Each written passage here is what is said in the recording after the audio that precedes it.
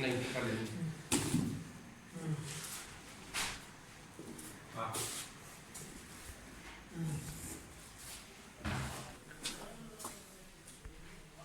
सच्चे पास सर पहले मेरी गड्डी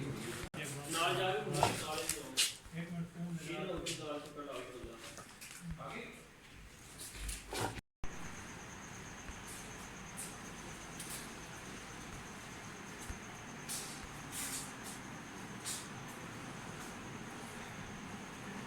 ये तो बहुत बड़ा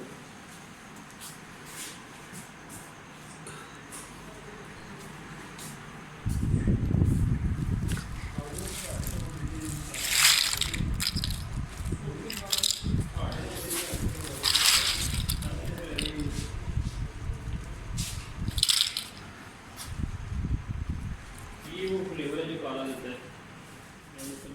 चीज रखी हुई